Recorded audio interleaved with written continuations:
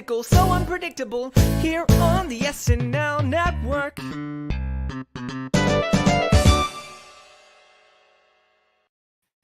Yes, that is right. Hello, everybody, and welcome to the SNL Network's By The Numbers show, wrapping up the 3 April episodes we had with Gerard Carmichael, Jake Gyllenhaal, and Lizzo.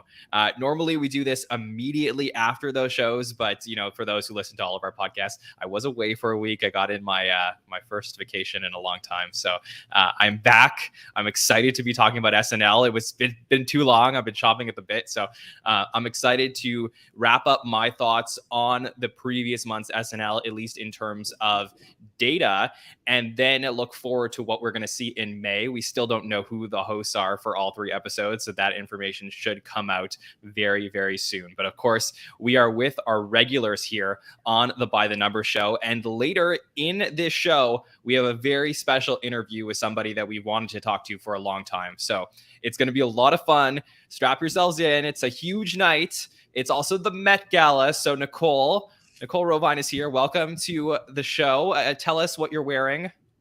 Thank you. Well, I should start by saying I am about half a mile away from the Met Gala right now. I feel like I can hear it. What am I wearing? I'm wearing a t-shirt that is very oversized. Where did I get it from? I got it. It was like Madewell, like some, you know what? I'll tell you guys. Yeah. Madewell. Nicole's looking at her tag. It's Madewell. I got it from Madewell. Oh. I was right. I know. It's like 2 years old. And then that's really all I'm wearing. That's interesting. I'm wearing jeans. I'm wearing boots, just like very basic. But I feel the fashion because I'm very close in physically to it. I'm very excited to talk. I feel like I'm curious how the Met Gala current discourse will find its way into this By the Numbers show that we're doing right now. I think it will. So I'm just excited. Yeah, for sure. And I mean, like another name for our By the Numbers show was the Mike Gala. So introducing Mike Murray, who is here, the data man. How are you, Mike? I'm good. Buenas noches, John. How was your North American tour? Gracias. It was great. Did I butcher Spanish? It was great. I know my basics. Nicole was giving me a little bit of shit for my a little bit of a hard time. Yes, for sure. Yeah, it was great. While I was on my vacation, here's a little side note, but I was on my vacation, Mike, and every time somebody said, do you speak Spanish? I always said un poquito, like a little bit. And my girlfriend always got so mad at me because she's like, you don't speak Spanish. Stop saying you speak Spanish because you don't understand what people are saying afterwards. But anyways, I tried my best. We had a lot of fun. Mike, how are you? What are you wearing tonight? I think the shirt's like circa 2009, so that's about what I got right now. But I don't know. Is this a fashion forward show? I would have dressed up for it. Yeah, for sure. Yeah, we could have all done our best Met Gala look, so we'll save that for next year. So, yeah, this is gonna be a really fun show. We're gonna go through the power rankings. We'll have some other statistics, and like I said, we got an interview going on at the end of the show. I would love to break down the hosts for May, but we will wait and see. Hopefully, we'll get those over the next few days, going into this coming weekend's episode with Benedict Cumberbatch and musical guest Arcade Fire. So, we will look forward to that, and we'll talk about that a little bit more at the end of the show. But as we do on the By the Number shows, we start with our power rankings. So Mike Murray, while I bring those up on screen, can you please tell the listeners who don't know what is the methodology for these power rankings? All right. I think 11th time is the charm. How to explain Let's do it. Yeah. So the power rankings are a single math problem that combines appearances and screen time into a single number to assess the impact an individual has on a given episode. So there are a lot of variables, how long the episode is, how many sketches there are, all those different things that I didn't want to have a lot of distorted data that favors, certain eras of the show or certain episodes. So I made this equation to eliminate all those and to just have how impactful a cast member was or a host was in a given episode. And that gives us one number. So we categorize the roles and we weight the screen time, and it all equals this number right here. So we're seeing the average of the entire season right now for the cast. For sure. So let's go over the power rankings. We like to start with the people that are above average. And if you haven't checked out our previous By the Number shows, we always stay up to date on what the current power rankings are for the season. So let's start with our above average power rankings so far. And through 18 episodes, Kenan Thompson continues to lead the pack in his 19th season at the show. 87.38 is the leader across the board. Second in the power rankings is 70.02, and that would be Cecily Strong coming in. Number 3 is Colin Jost, 67.24. Chris Redd is at number 4 with 63.34. 80 Bryant at 63.17 is in 5th place. So that's your top 5. Kenan, Cecily, Colin, Chris, and 80. At number 6, we have Mikey Day, 61.61. And if you were listening to our last patron feedback show, we said, some of our listeners said, we don't talk enough about Mikey Day. So maybe we'll do that tonight. Ego Wodem comes in at 7th with 60.72. Kate McKinnon in 8th at 59.89. James Austin Johnson, the rookie, in 9th place at 53.35. Michael Che rounds out the top 10 at 52.65.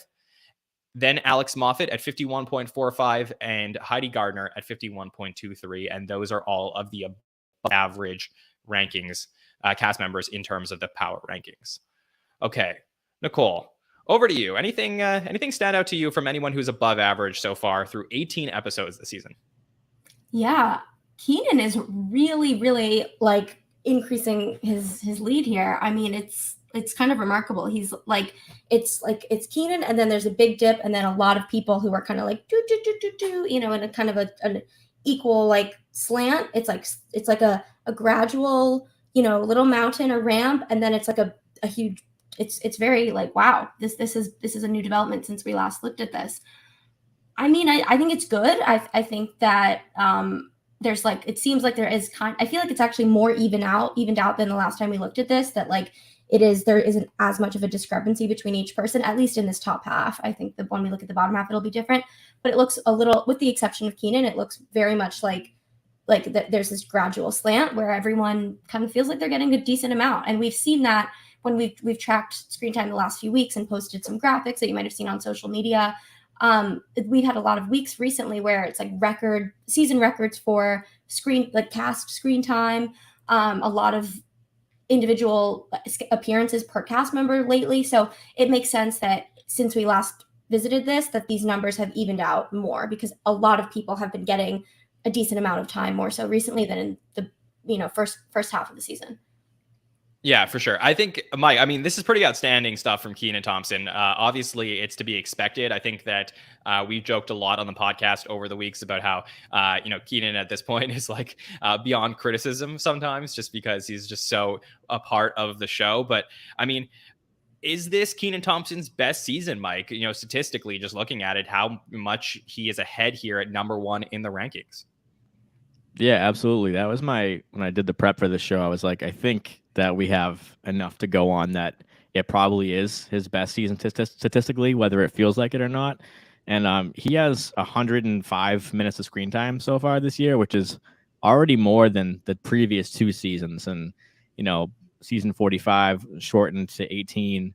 Last season was 20. And the season will ultimately be 21. So he's just going to like smash the record. But like Nicole said, he's like definition of setting the curve. He's over 17 points ahead of Cecily, and that's averaging every single episode this season. So yeah, I think it's worth the discussion. Like, I feel like, the 80 Cecily and Kates of the cast take a lot of heat for like, eating up a lot of the screen time, whether you are fans of them or not fans of them. But like Kenan does seem to just, skirt away from that criticism, and maybe just because he is that beloved. That people are like, oh, 19 seasons, stay 19 more, where they're like, all right, we need to move on from like the Pete Davidsons and Kate McKinnons. But yeah, Kenan just is like setting records this season. And I wanted to just ask both of you, is like, do you feel like this has been a standout season? Because if I were to ask off the top of your head, like, do you have a favorite Kenan moment? Would that be an easy answer, or would you have to think about that? I mean, I definitely think that was it during the Zoe Kravitz episode, I believe, when he had that sketch where he was, doing the fast forward when he was playing the dad with the tape. I think that was a really great Keenan moment. Obviously, 1,500 sketches, reaching that milestone. That's something that transcended the show itself and was, in major publications and celebration of his career. So I think that he's had some moments, certainly. I think from, as far as looking at your statistics, Mike, which are a little bit more advanced statistics, I think you could certainly make that argument. As far as like pure counting numbers, which is something that I tend to look at a little bit more, he's been in 70 sketches so far this season. So if I were to prorate that out, a 70, for 18 episodes compared to 21 episodes, that would he probably finishes somewhere in the 82 range, which would be above, last season. So that's definitely an improvement, but lower than a lot of other seasons where, I had him in season 39. I have him at 102 sketches, 40 and 41. He's at 98 sketches. Season 44 is his career high, 108 sketches. So I think there is an argument to be made that he's had better seasons, but I think by comparison to some of the other casts this season, he is having a wonderful season. So, Nicole, what do you think? I agree. I mean, the numbers speak for themselves here. He is really above everyone. Although, we keep coming back to this theme, but I think all of these top people, pretty much after Keenan, are people who have had episodes where they're not around. Well, not all, but Cecily had a few episodes where she wasn't there. 80 has recently not been there every time. And then Colin at Update. Every time we look at this, I'm amazed that a Weekend Update anchor who is not typically in sketches is so high up. And it's I know we keep saying that and it keeps being true, but I just feel like that wouldn't be true if people weren't if the biggest names and the longest tenured cast members weren't piecing out sometimes. I don't think that would be true. If we were doing this 10 years ago, there's no way that an Update anchor who doesn't appear in sketches would be so high up. That feels crazy. But here we are. So yeah, I mean, the Keenan question is interesting. I don't think it's it would be this season for me. It's his presence is just so grounding for me and anchoring and comforting.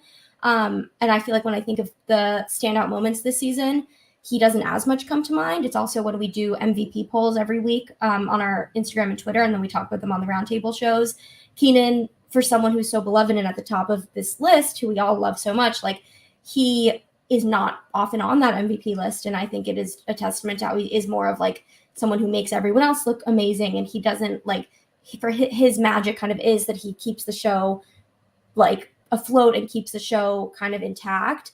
And so it's for someone who is an overall MVP, he on a week-to-week basis, I don't think that he is kind of regarded that way, which is just in such contrast to the larger scale way that we consider him an all-timer and an MVP.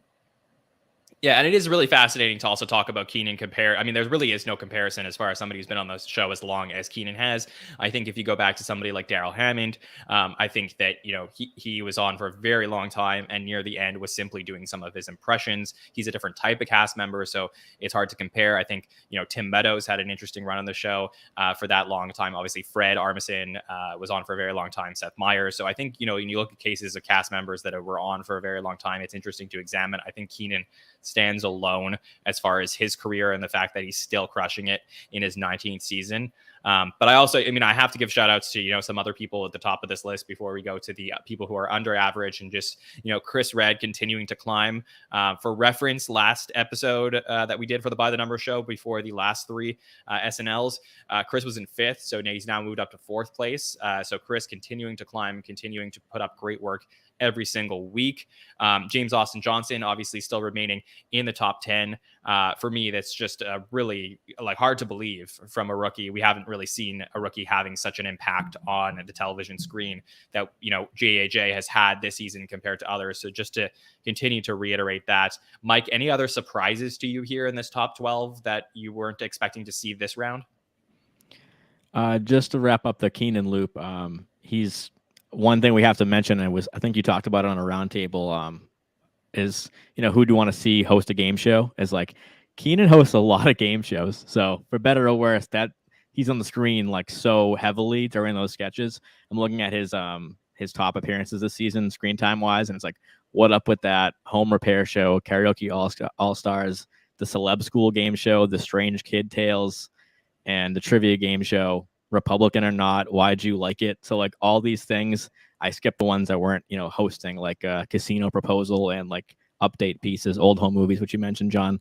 But I'm like, that's, if you want to be get high screen time, you got to host things. So we've seen Kate and Dismukes host a game show this season, so that definitely helps out. And then Chris Redd, after the Billie Eilish episode, so right before the Rudd one, which a lot of people missed, Chris Redd was 12th in the power ranking. So he's definitely the story of like the most upward mobility and like just gaining a lot of traction. So just on those 2 points. And then, Kate McKinnon missed 7 episodes and she's 8th. So that's pretty crazy as well. That is incredible. And I mean, I also said we would talk about Mikey Day just a little bit. We have Mikey in the last time we did the show. Mikey was 11th in the power rankings. Now he's up to 6th place. So, Mikey was a big, utility player, obviously a big part of the writing staff as well. And, continues to have another good season. So we talked about not talking about him enough. So definitely want to shout him out as well for another good season. Mikey Day went up 19%. He was the biggest winner since the last show we did. Wow. Definitely correlated to his new Netflix show, I would imagine, now that he has this is like the first kind of role I've really heard a lot about for him outside of SNL. So now he's got some more credentials. Did either of you watch any episodes of Is It King? Oh, I did. Of course. I love that stuff. Did you give us your thoughts yet? I haven't heard them. I don't think I have on the show. It was really cringy in kind of an endearing way. It was very much like dad jokes vibes. Like I was instantly transported back to his SNL at home pre-tape with his son, where they were doing those like silly tricks. Like his son was playing tricks on him with like putting sharp objects on the toilet, and like it was like there wasn't any like dad and kid stuff at all, but it was like his dad joke energy was so unbelievably prevalent in the show, more than I see it on SNL at all, except for that one sketch that I loved from SNL at Home. Shout out to his son, who was total MVP of SNL at Home. But it's worth the watch. It's kind of fun because it's like, as much as I want to be invested in the competition element, you can really just kind of skip around and like watch whatever parts you want to watch, and it's fun. It's fun to watch when you're like scrolling through like food apps like Uber Eats or Grubhub or whatever, and you're like, am I hungry, or do I just want to like look at food, and just like go watch the show and then like eat dinner, afterwards. If you're not hungry, you just want to think about food. So do you guys remember the first time you saw Mikey Day? Like in person or like on the show? Yeah. No, I mean, like, he's one of the cast members of like definitely current SNL, but of the past era, that I was like, when he got hired, I was like, that's the guy from the David Blaine shorts. And like, I don't know if you guys ever watched those, but like, it was probably like the most quoted thing in my high school, like in my friend group, was quoting the David Blaine like YouTube videos with him in it. And so when he got to SNL, that was the first time I took a step back and was like, oh, I'm now at that age where like, I'm seeing that happen. And I don't just think people on SNL are like A-listers, but they actually like come from somewhere, because like, I don't know. So if you haven't checked them out, John, or anyone listening, check out those on YouTube, just like the David Blaine Street Magic videos. It's obviously not the real David Blaine, but Mikey Day plays one of these two guys who are like, having the tricks played on them by David Blaine, and it's like really, really funny. So shout out to Mikey Day, since we don't talk about him enough. Yeah, that happened to me with Bobby Moynihan when he was in a Derek comedy bit and about GameCube, and I just recognized him, and I was like, is that the guy from Derek comedy? But yeah, I think a lot of people have that recently, especially with the new hires this year. Okay, let's talk about the people who are under average, and we'll talk about some of them did definitely rise up the rankings. So in 13th place is Bowen Yang, 49.52. Then Kyle Mooney comes in 14th, 46.15. Andrew Dismukes at 43.35. Chloe Fineman at 38.2. Pete Davidson at 37.08. Sarah Sherman at 30.93. Melissa Villasenor at 28.26. Punky Johnson at 22.9.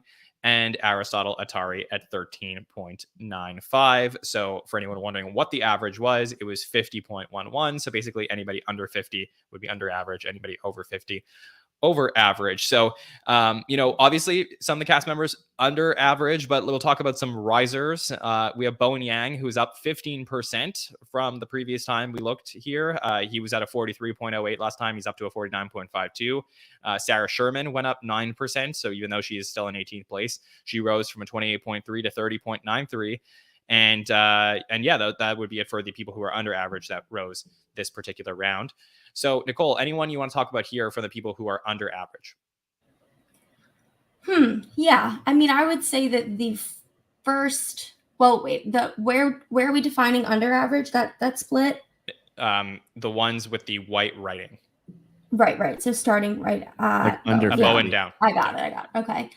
Yeah. I mean, this one is very interesting because in the top half, so it was Keenan way at the top, and then like way down, and then this extremely gradual slope with everybody else in the top.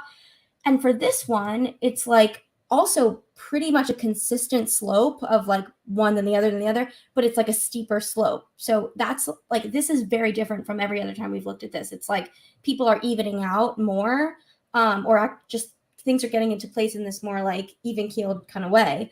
Like that when you add up with a few exceptions, it's like, you know what I mean? I'm explaining this in different terms than usual, but it's for anyone just on slope for the people who are under average. It's a steeper slope between each person under average, but it's still more consistent than it usually is as well. And also the first half is also more consistent than it usually is. So this is interesting. I mean, we the kind of something we can't really avoid is Aristotle's discrepancy it's more profound now. And I feel like that keeps on becoming more and more true, which is unfortunate to see. Punky, I feel like I'd like to see Punky a little bit higher. Sarah, I always say this. I saw her on Friday Live. She was amazing. I think that you would never guess that she is where she is in the numbers because she's just such a scene stealer. I'd say this about Bowen as well, and Chloe. Like such a scene stealer that the numbers don't really reflect people's experience with them on screen. She is actually more than anyone else. She has been number one on our MVP polls. She's like almost always in the top 5 when we do those polls. So when she leaves her mark, it's profound. When you compare that to people at the top who are in so many sketches, who are like having these huge roles all the time. Like Sarah is just like being so memorable, and with what she's given, she makes so much out of it. So it's cool to consider like what the numbers say versus what people make of the numbers.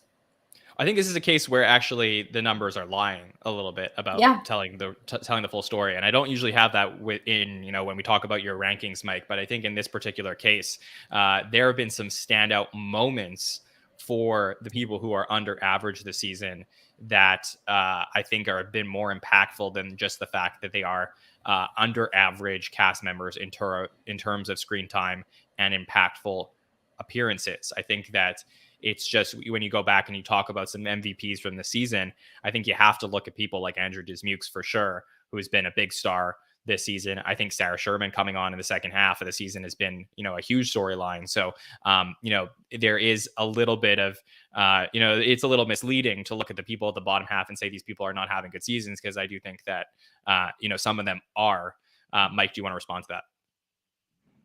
Sure. Well, remember, Keenan sets the curve up high. So to call someone under average is also a little misleading when Keenan's up so high, because he brings that average up. Kind of like when we see the hosts and it's like Sudeikis is so high that it's like making other hosts look like they had a less than average performance or something like that. But I feel like this is one thing that I really enjoyed about this season by the numbers shows is talking about versatility as a strength and maybe as a weakness, because when would you ever say, oh, they're so versatile, that's why I don't like them? You would never probably say that about an athlete or an actor or anybody. But I feel like people who have comedic stylings that are very consistent and recognizable, I would definitely off the top of my head probably say Pete Davidson, Dismukes, Sarah Sherman, Bowen Yang would probably be people I would name, and they're all in the bottom. So obviously we know Pete's been absent. He went down 12% since the last time. Only made one pre-tape appearance since the last By the Numbers show. But those are people that I would not really call the most versatile cast members. They have definitely a lane that they live in and that they do really well at. So when we talk about numbers and strengths and weaknesses, that's one thing I always like to remember and point out, especially this season with a gigantic cast, is just that, yeah, I feel like those cast members that are versatile are like totally Mikey Day, totally Keenan, Chris Redd. Like they can really do anything. And so we can celebrate them for being at the top.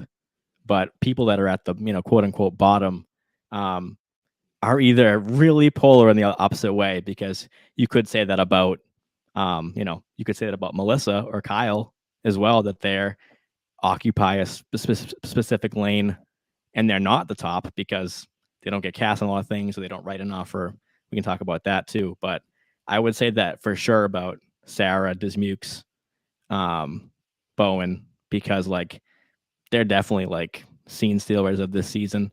And when we finish this season, I bet we'll be looking back at those three and being like, oh, they had a great year.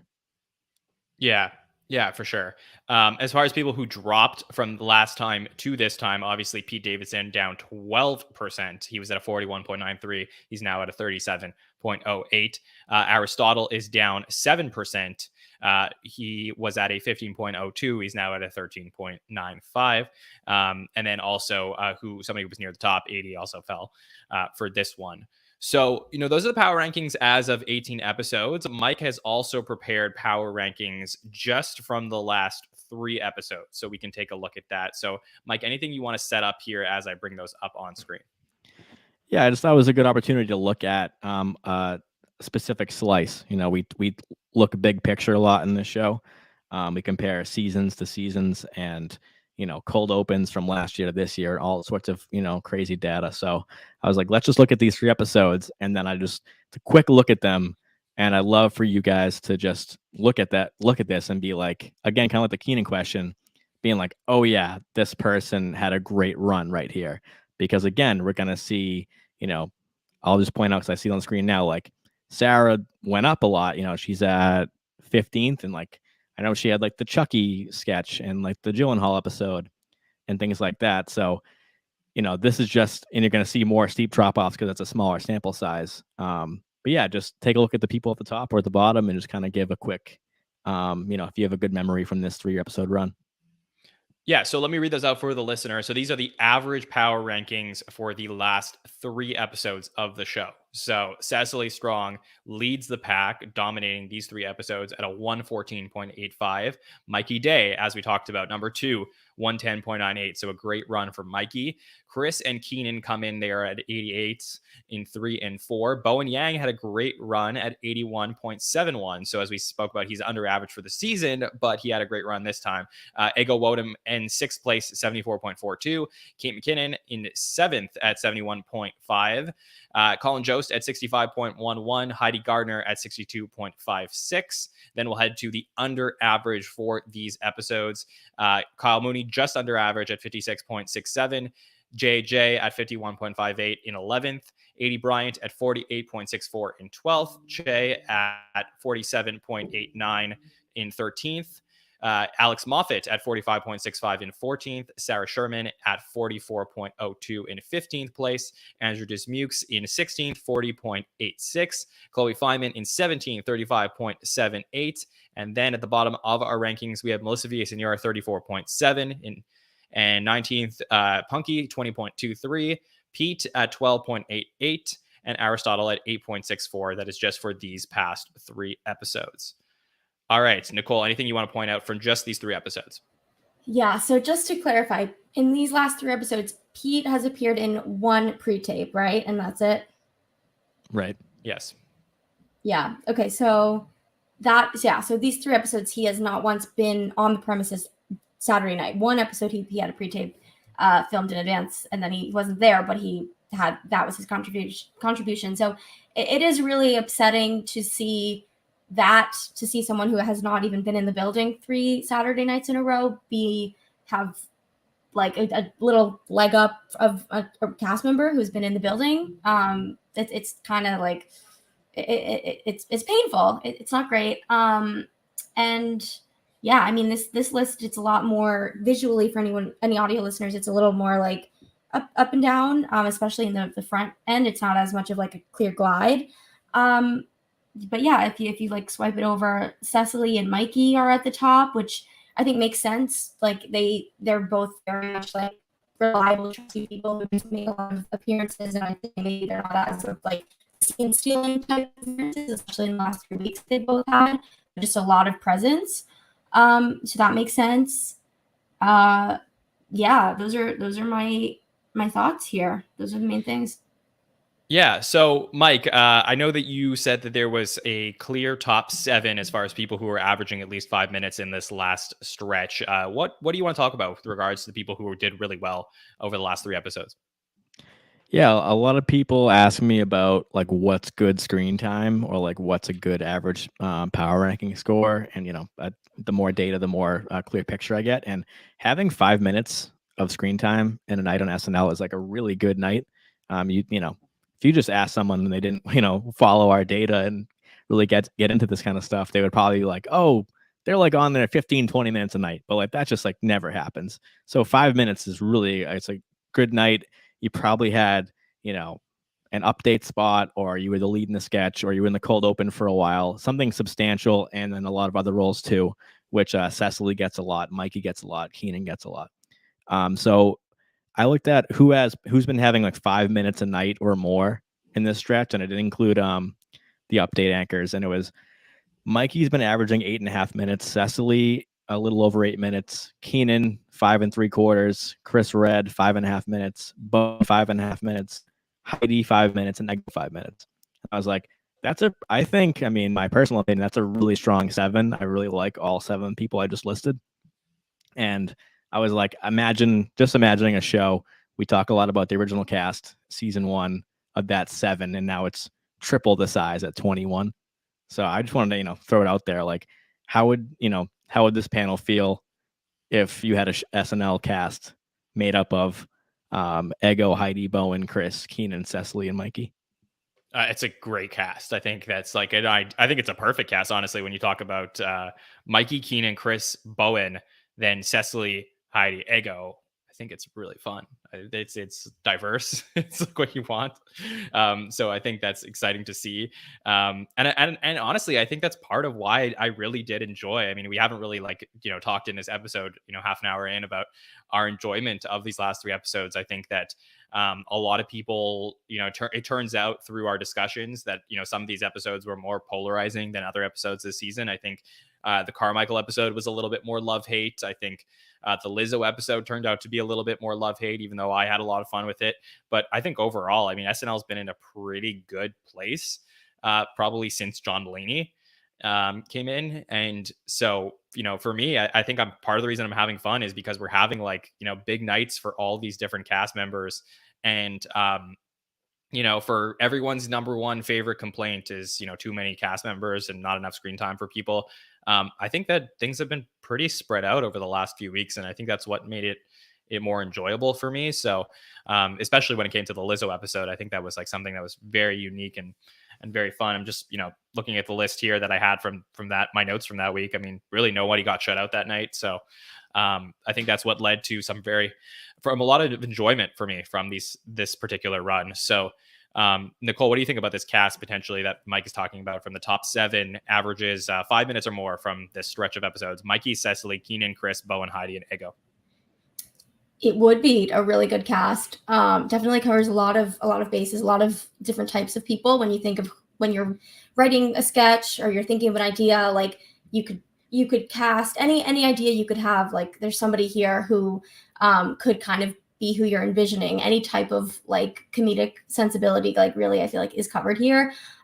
Except for me, 2 of the people that I've really been having the most fun watching all season are Sarah and Dismukes. Those are probably the 2 people that I'm most, and I think part of the excitement I have is because they aren't on screen as much. So there is that underdog sense for me that 2 of my favorites are people who I see less. It's because when I see them, I'm so excited. I'm rooting for them. But that's just how it's been for me, is I would say they're the 2 people who I'm the most just kind of, oh, this is going to be fresh. It's going to be different. It's going to be like something that I can't really even predict what's happening. So those two, and I think they're like, I always go back to that mail-in poop testing service sketch from the very first episode of the season. I constantly reference it because it just like that moment, I think in that, like the end of the first episode of the season, I was like, okay, this is cool. This is like what I want to see. And I constantly in my head go back to it. So, you know, I'd say when you're thinking of every type of comedic sensibility, like, I don't know that if someone had an idea to write that sketch and it wasn't either of them, like, I don't know that there are two other people who I would cast in this smaller cast that we're talking about who would fill those roles the way that Sarah and Dismukes did. But great. I mean, it would work though. I'd be happy. But yeah, I don't mind.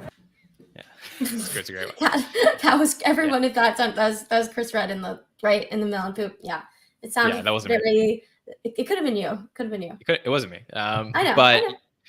yeah, for sure. So that's interesting about the rankings. I always love to take a look at that. For me, I have the hardest time evaluating the rankings now at this point of the season because I'm just so looking forward to seeing what we're going to get from the final three to be able to, you know, wrap up and talk about our MVPs and our thoughts and even give our own rankings, which is a little bit of a tease of what we're going to do for our last By the Numbers show. Is we'll inject some of our own rankings for the season as well, beyond just the objective numbers. So those are the power rankings from these three episodes. We have a couple more fun statistical things that we want to go over for this episode. And let's start by talking about someone or a group of people that we haven't talked about on the By the Numbers show previously. Let's talk about Please Don't Destroy. Obviously, one of the biggest storylines of the season, but we haven't looked at them statistically. So I'm going to bring up something that Mike put together, which is a list of the sketches that Please Don't Destroy has been involved in, whether it's their own digital shorts or their own, you know, things that they have written, and we have found the writing credits that they've been involved in.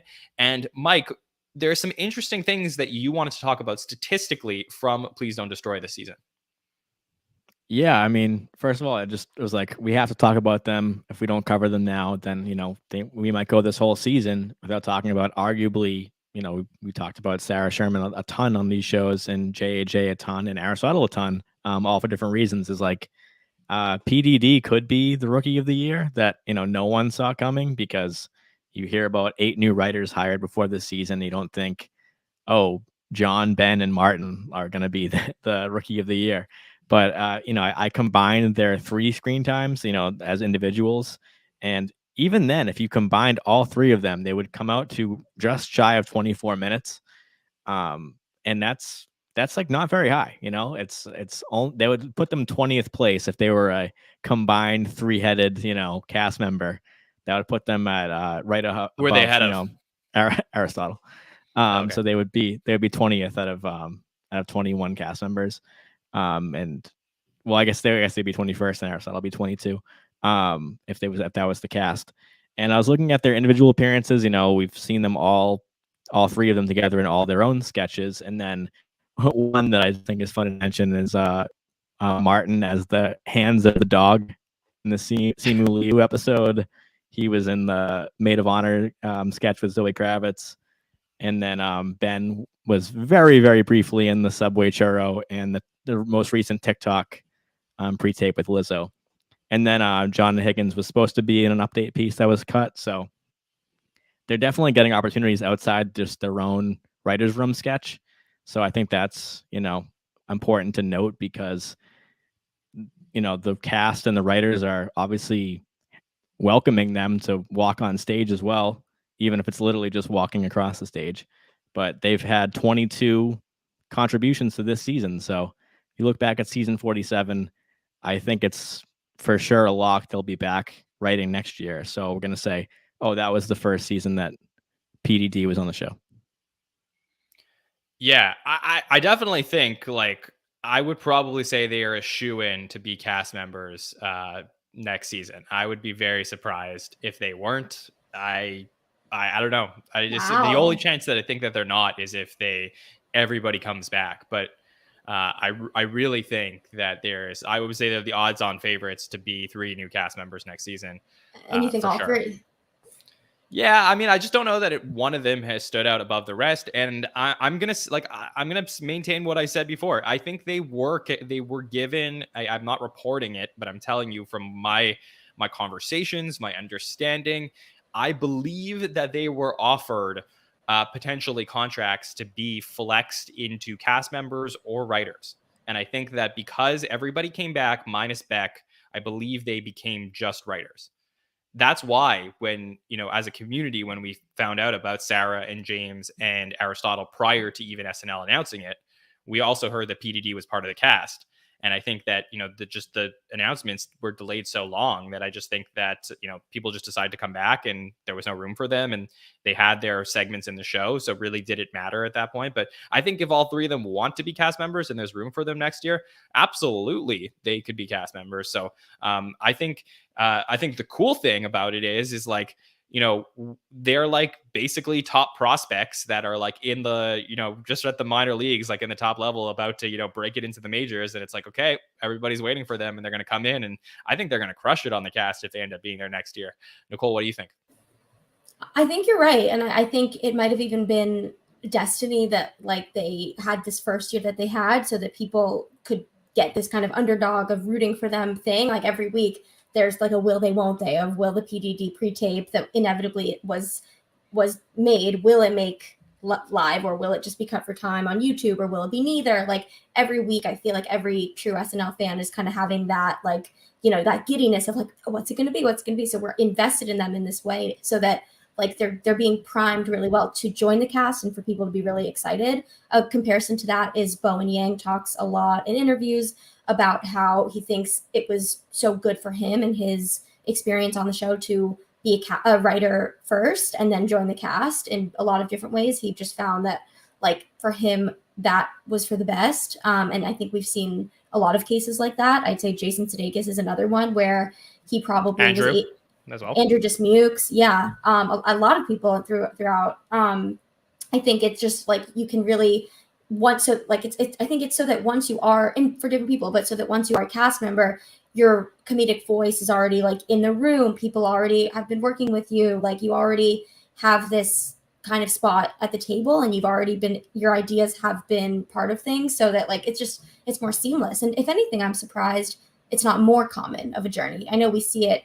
There are pretty much every cast in recent years and beyond. Like there's always somebody who started as a writer and now is on the cast. But I think it should be more common because it just so many success stories have come from writers turned cast members.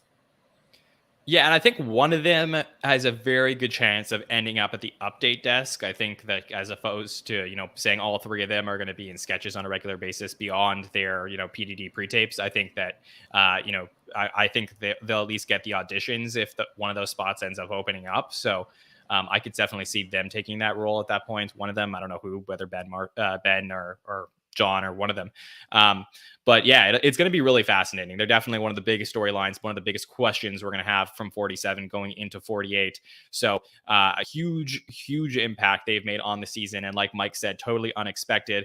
Mike, I think you wanted to also talk about how their pre-tapes have affected some of the pre-tapes from the rest of the cast, or in particular, maybe even Kyle.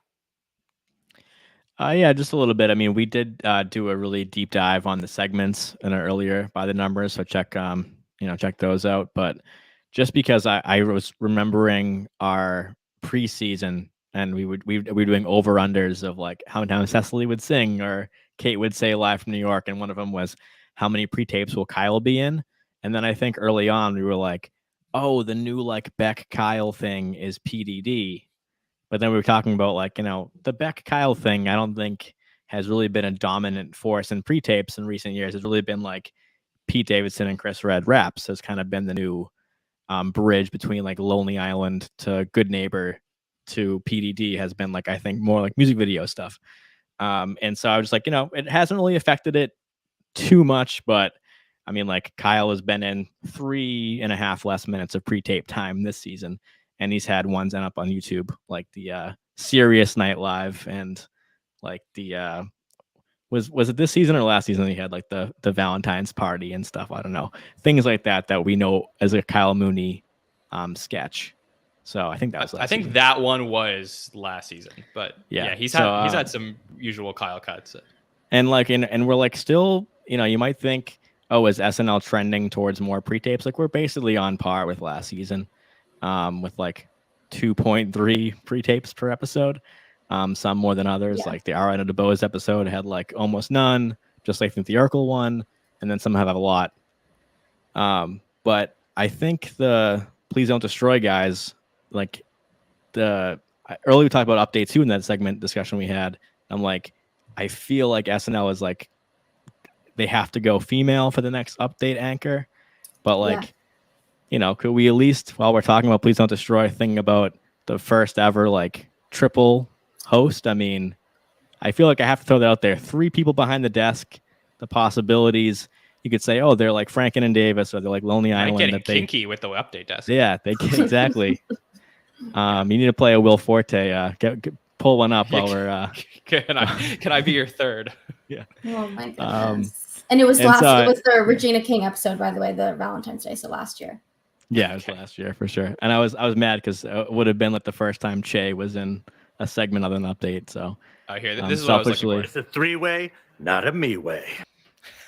There we go. So I mean, if we're looking for, I was talking about how we just had record-breaking Seth Meyers of all time, and then broken by Jost, then broken by Che, and they're in the history of SNL the longest tenured update host. I'm like, we need to mix it up. I'm not saying there's no desk involved, or they're wearing a suit behind a desk and reading jokes. Like, I mean, it's such a staple in the show.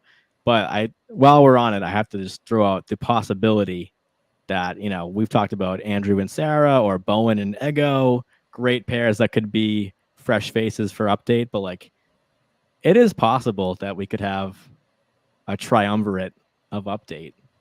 Yeah, maybe there'll be a pillow involved. This pillow's your wife. Yeah. Interesting point. I agree with you. I think that on one hand, it'd be nice if the decision is someone who maybe isn't going to be there that long, and we have more like every few years it changes.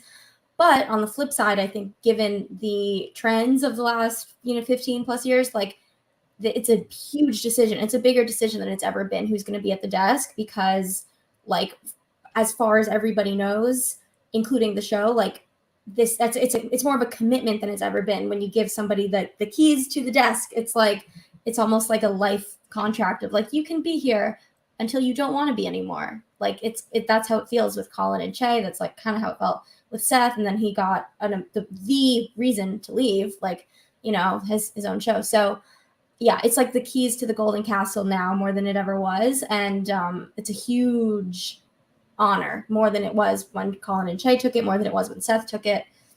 We'll see. But I agree. I think it has to be, even if like the quote unquote like best possible option is like 2 dudes or 3 dudes or whatever. Like I think we need to have a woman. Like I would really 3 dudes would be quite the uproar. That would be insane. I wouldn't. I think that would actually like people would grow kind of resentful of Please Don't Destroy after they've been so beloved this year. I think that might be like the turning point where people would be like, wait, now, like it's like we've been kind of excusing like the 3 white guys, like haha. But I think if they got the keys to that update castle, the whole haha 3 white guys thing wouldn't be as endearing anymore. It wouldn't be for me. And well, before we wrap up, Please Don't Destroy, because just we throw it update. I had to say that just because it's never been done. But I do think where they are is like a dream for Lorne. I'm like thinking about how the season's going and the state of media and the internet is like he hit a gold mine by just having say, hey, you're not going to produce your own videos. You can produce your own videos for SNL. So having 3 guys who are just they've put out, that we know of, that we've seen, 7 that have aired PDD shorts and 5 that have been cut. So, we have seen 12 out of 18 episodes that they have produced for an individual episode. So I just think that like, we all want to be excited about what's next for them and if they're going to be joining the cast. And I'm glad we're discussing them tonight. But I do think if next year they're back right where they are, Lauren's happy, they're happy. It's a good place to be, because I think Nicole, you said it, like we want to root for them. If it was Aristotle, Sarah, and JJ versus them, you'd be like, whoa, like why are they getting, people are going to say 3 white guys and nepotism and stuff like that. Like I remember the great joke was like, we got 8 new writers and 2 are women and 2 are named Ben. It was like, so we have Please Don't Destroy, and now people are rooting for them. So I think that's a good place for them to be. So I would assume that they're going to be still making those videos next year, and we'll be excited about them. And they are also, I was happy to see in that list that we had up earlier, they helped out with Aristotle's update piece and Angelo, and both of Sarah's update pieces. So I think they are definitely a member of that rookie class, and I like to see them, helping out their fellow rookies along the way. For sure.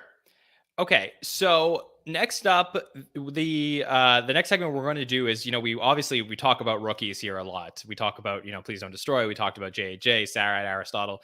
But one thing we haven't done a lot on the podcast this season is talk about the sophomores as much. And that is something that Mike really wanted to do. He wanted to talk about Punky and Andrew and compare them to Bowen and Chloe. So I'm going to bring up a chart that Mike put together. And Mike, I'll have you explain to the listeners what they are looking at. Yeah, so this season, sophomores, Andrew and Punky, and we're looking ahead to these final 3 and saying, what's next? Who's in, who's out, who's leaving, who's being promoted. And I think people felt really, really confident going into season 47 that Chloe Fineman and Bowen Yang would be promoted from featured to regular cast. So I wanted to look at it, of course, from a data perspective, and also, ask my friends here what they think.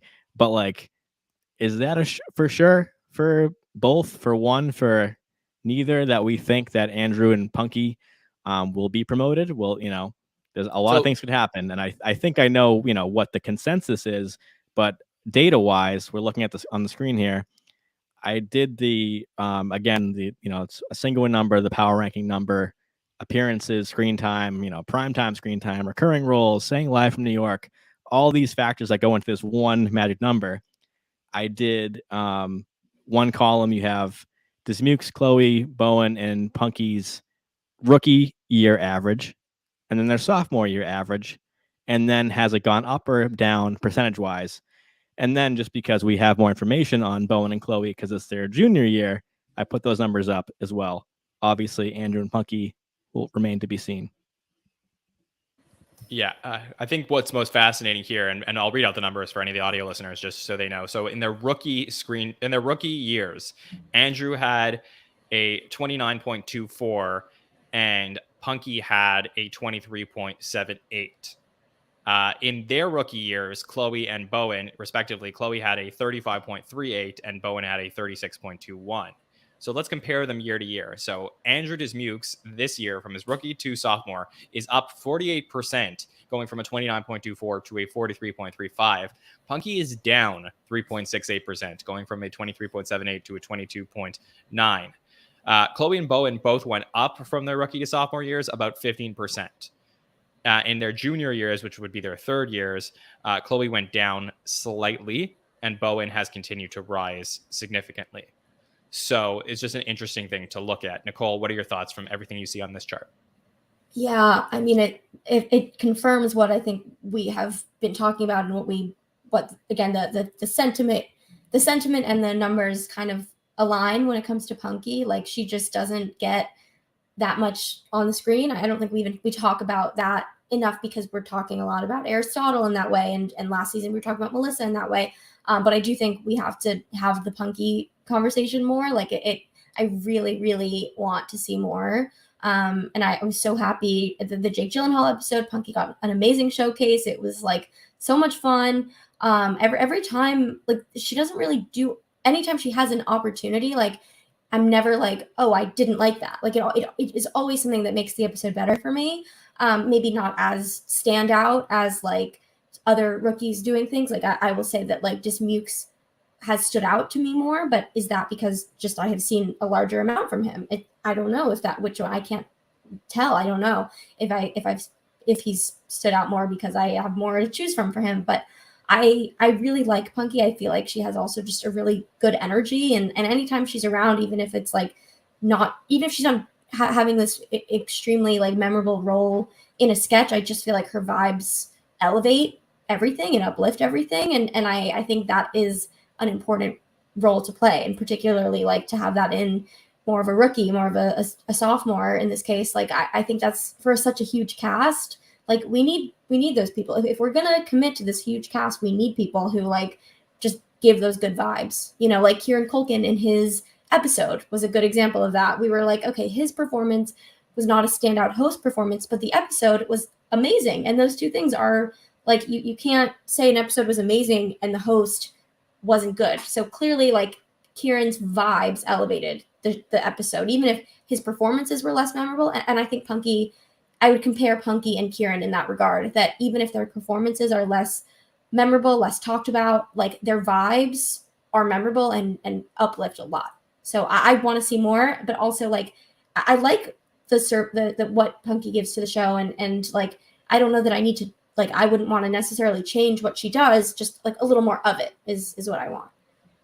Yeah, and again, like I'll reiterate, nobody has a bad word to say about Punky Johnson. I think she seems like the nicest person, and like I hope she continues to succeed. I just and another thing is, like, this isn't a shot at anybody else, but like you never see Punky Johnson complaining about screen time anywhere online. So that's a little bit of a shot at other people. I'm just saying, like you don't see it. So no, you never for see me, it. like, yeah, but all respect to Punky, who I think obviously had a big standout sketch in this run as well, with the couples counselor that was previously cut from the beginning of the season and was brought back for this one. I think that was from the Culkin episode. So brought back for Gyllenhaal.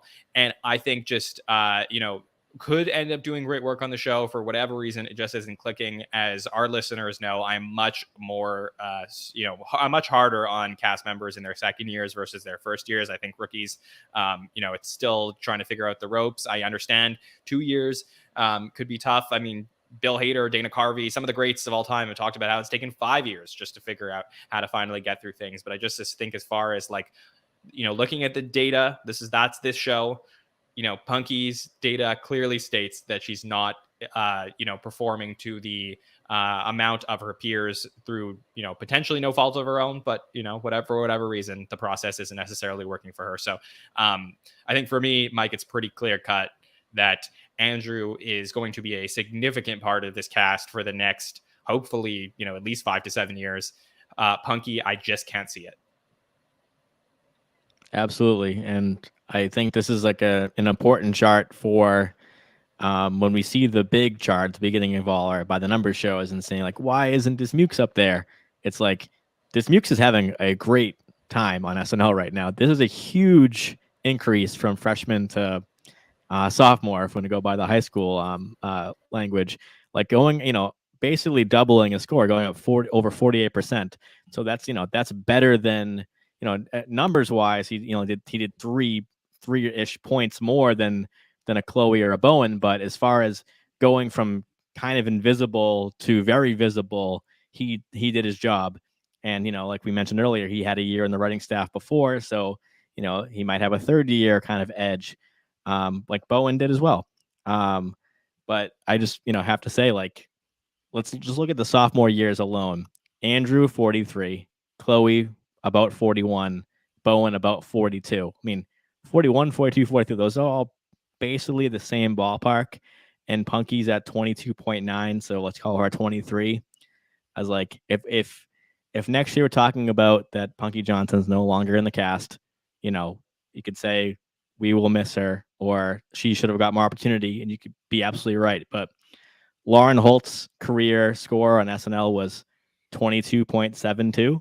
So just saying right now that the writing is on the wall. Really hurts. Oh. Statistically, that's the exact number that Lauren was in her first year.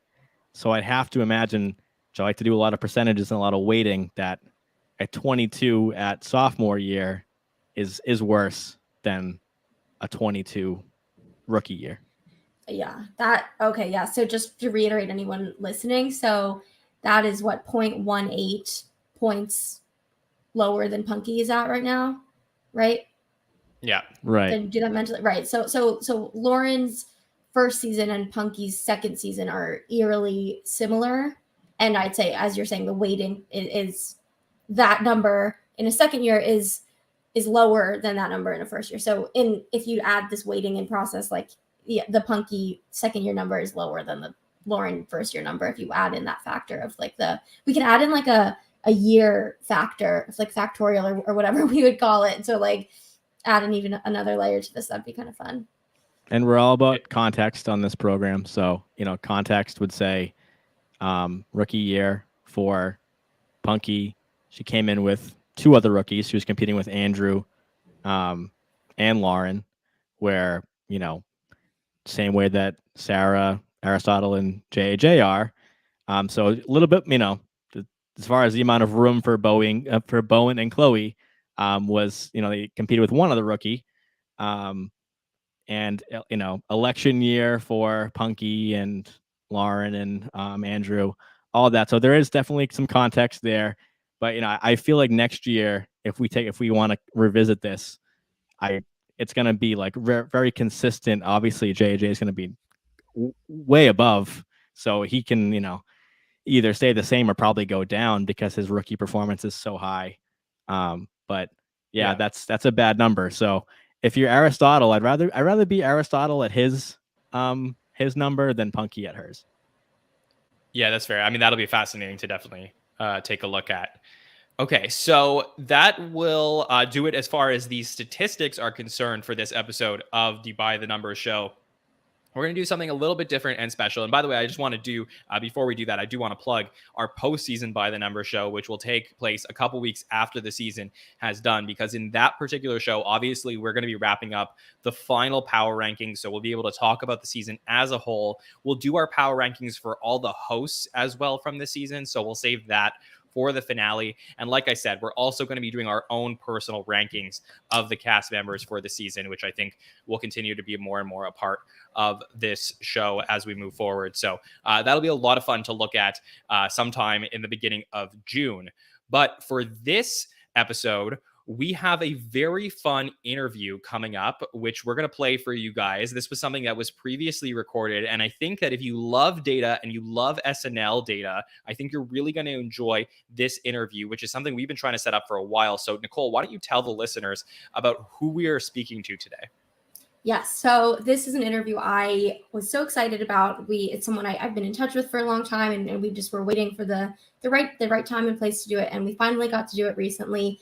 It's Bachelor Data, she tracks data in a very similar way that we do here, that Mike does more specifically for the Bachelor Nation franchise. So The Bachelor, The Bachelorette, Bachelor in Paradise. She's also really expanded her content a lot from that. So she'll cover like pop culture data. She has another account she just launched, which I think at the time that we recorded this, which was very recently, she had not yet announced that she had another project. So she has like many different data projects going on. So if you love this show, then like 100% go check out what she's doing and listen to the rest of this, because you will love our conversation. But after that, like you're just, whether you like The Bachelor or not, like Bachelor Data is going to be an amazing resource to learn about data, she talks about ways to think about data in TV and pop culture. And she has so many great resources, and it was such a pleasure to talk to her. We all were just like geeking out about this stuff. I think what we and her had in common was we don't necessarily like, there aren't a million people who do the things that we both do, that we all do. So it was just so nice to like really talk to each other about this whole data stuff. I'd say especially Mike and her, Suzana is her name, but as she will say, like she's kind of known as Bachelor Data, but Suzana is her real name. And so like Suzana and Mike especially were like totally geeking out about the whole data collection process. And it was just like so much fun. We're so happy that we got to do this and make a really, really great friend in Suzana, aka Bachelor Data. Yeah, so it's gonna be really cool. And if you haven't watched The Bachelor, The Bachelorette, like don't worry, you don't need to have watched the show to fully understand. Obviously, The Bachelor being a reality show that is technically unscripted, but there are elements. I mean, yeah, there are elements there that I think are really fascinating to compare with SNL versus The Bachelor as far as looking at screen time and the metrics that we look at. So stay tuned and enjoy this this interview that we're going to play for you. We're going to come back at the end of the interview, Nicole, Mike, and I, to wrap up the show and talk about what we're going to look forward to at during the May run of shows. So we'll play this interview for you now, and we will be back in just a bit. Everybody, and welcome to a very special interview here on the SNL Network. This is something that we have been thinking about doing for a long time, bringing on people from, around the world that can connect to us on our love of data. And, that's the origins for the SNL Network. We used to be SNL Stats, and that's still in our hearts because we love looking at Saturday Night Live from a statistical perspective. So we're here with the By the Numbers crew and a very special guest. So first off, I'll introduce the regulars that we have on our show. Joining us is Nicole Rovine. Nicole, how are you? I am so good. I'm so excited to be here. The guest that we have today is someone I've admired in the data space for so long. And it's such a full circle moment for me to be interviewing her because she is a huge inspiration to me in what we do here. So I'm just thrilled. I'm very excited. Absolutely. I'm very pumped. And of course, joining us, this wouldn't be a data show on the SNL Network without this guy. It is Mike Murray. Mike, how are you? I'm doing great. I feel like Lindsay Lohan in The Parent Trap at summer camp, and I just found out that I'm not the only Lindsay Lohan out there. So this is fun. Okay. Yes, we introduced you to your Boston twin on this show, so this will be fun. And of course, our special guest that we have here today is Suzana Summers from Bachelor Data. Suzana, how are you? Hey, thanks for having me. I'm excited to be here and talk with some other number enthusiasts.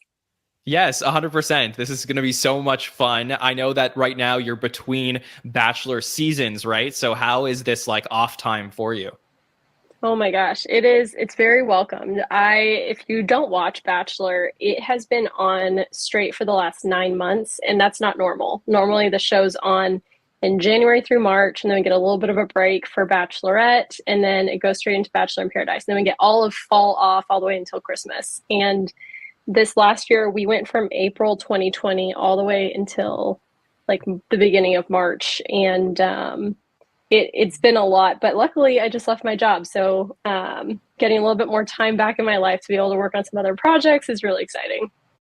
100%. I mean, I think that, we can all certainly relate to, looking at content and trying to dive even deeper and collect that data. So I'm excited to get into all of that with you. Just for our regular listeners who are not aware of what it is you do. So obviously, Bachelor Data, you can go and find her on Instagram, and just an incredible follow because of the types of, posts and charts and graphs that you produce on a daily basis. It's really wonderful to get to see. And obviously, if you are a Bachelor and SNL fan, I mean, what a perfect podcast for you to listen to get behind the scenes. So, Suzana, do you want to just, give a brief Cliff Notes version to our listeners about how you got involved in collecting all this data and producing the Instagram account that you do? Yeah, so I started collecting data on The Bachelor, a show that I started watching, back in 2010. I started collecting the data in December of 2018 because I had just been promoted to a job where I kind of fudged my application, where I said I was proficient in Excel, and I really wasn't. I mean, I knew what a spreadsheet was, and I knew like one formula, but I got into a job where I actually needed it and was finding myself with some very difficult data to work with, and it honestly wasn't fun. I was promoted to a tech director position, and it was student testing data, which is really ugly. So I started collecting data on Colton Underwood's season of The Bachelor, started collecting Instagram follower accounts, and for about like a year and a half, 2 years, I posted that data on the Bachelor subreddit, and it was a really great community that I was posting, and they were giving me feedback. I learned about red-green colorblind and everything through that community. And then about 3 weeks before the pandemic hit, I started an Instagram account trying to move to a little bit more of the visualization side and really push myself there. And then the pandemic hit. So I didn't really start working on the Instagram side of things until the fall of 2020. And now we've covered a number of seasons. I feel like I'm still learning and growing so much in terms of data visualization as somebody who's doing this who had no degree in this area. But yeah, it's been a blast to work on, in the community and the excitement of people who care about data, but are a little bit scared to get into it themselves, and seeing them engage in it and come up with ideas, it's just been a blast. Cool. Yeah. So my question, kind of a follow-up to that, is you're describing this community that was so excited to receive what you were kind of putting out there, but I also feel like you've cultivated a community yourself and like created something that wasn't there before, and people not only who were interested in data and were like, oh yes, I love this, it's so great, but people who didn't even know that they would be interested in something like this. So what was that process for you of turning, like, being a part of this Bachelor community and then making more of a community around what you were doing, getting people to be interested and so excited to just follow what you're doing? And I know you've also said there are people who will reach out to you all the time. I know I have with questions, and like it feels like the more you do, the more engaged your community is, and people are just like so excited and have all this momentum behind you and just want to like keep on supporting you and growing. And I think it's a lot of people who wouldn't have even known that it's something they would love so much. Yeah, I think it's really interesting because I'm someone that, like, I've never been engaged with like data analysis, but I would catch myself sitting on the couch. I remember back during Nick Viall's season of The Bachelor, you know, you don't have to watch The Bachelor to know this, but they all like show up in limos on the first night wearing these like big ball gowns and things. And I remember they were all coming out of the limos. I was like, man, all the women are wearing red. And, you know, and then it ended up being a plot line that season that, oh my gosh, everybody wore red and he's not going to notice me. But then I started wondering, I was like, well, how often do people wear red? And does the winner typically wear red, or do they wear black? Like, what do they wear? I feel like I don't want to go back and analyze all of that, right? And most people aren't going to. And I think what's really interesting about the account is that it answers the questions that people are thinking about. But then once they get hooked into that of, oh, I've always wondered about dress colors, or I've always wondered if they get the fireworks date, if they're going to make it far, that then once they start following, they're like, oh, there's all this other stuff that I didn't think about that could lead to something, or maybe Instagram followers can tell me something else. Or even my own journey is, you know, really learning a little bit more about, you know, data and race, and learning about some real stuff that's happening in the world, but through The Bachelor, and really analyzing my own, you know, prejudice and racism that I kind of, you know, the environment that I grew up in. So I think it's really interesting where data can lead you. And I think that that's a big hook, but I also have to 100% throw it out there that a big reason why my account grew were the amazing meme accounts that were all sharing my information. So I started the account, and naturally a ton of people came over from Reddit. So I had a couple hundred followers at the time. But there were accounts like Bachelor Reality and then, you know, Bachelor Nation Scoop that when they started following me, they were sharing everything that I was doing. And I think it was really cool to see how my account could complement other people's content that they were sharing. And it's just been amazing. I mean, the community's grown. I have over 100,000 followers now. And it was a little scary at first because sometimes, you know, trolls would come, or, you know, specific types of people would go into my DMs and say not so nice things. But it's really become just a community of support. I mean, just today, like, I started talking about The Ultimatum, this like new Netflix show. And the number of people who slid into my DMs, like, my sister worked on set. Oh my God, I know this person. I know that person. It's just like, wow. The number of people who want to talk about the data, like, it's just, it's really cool. It's like having 100,000 like friends I can talk to. Yeah, I love hearing your beginning, because your genesis is like so similar to mine, like just kind of doing it because you wanted to like learn Excel, and then just like posting on Reddit. That's how John found me, was on Reddit, and I met my two lovely co-hosts here. So I wanted to ask you, like, now that you've been doing it for a while and it's been a couple of years, so we kind of have the same timeline, like when you're watching The Bachelor or Bachelorette, like, do you find yourself like almost knowing more about the show than the show? Like, do you find yourself like thinking like, I know what's going to happen, or I've analyzed this to a point where when this happens, this can happen next? Because that's how I feel when I watch SNL. I almost know like the segment arrangement just because I've analyzed it so much. So I wanted to ask you that too. Oh yeah, it's so bad. And I think honestly more so, and I don't know if you deal with this so much with SNL, it's more like it's called Frankenbiting in reality TV, where they take snippets of different conversations that one person had, and they basically Frankenstein a sentence together that the person didn't actually say.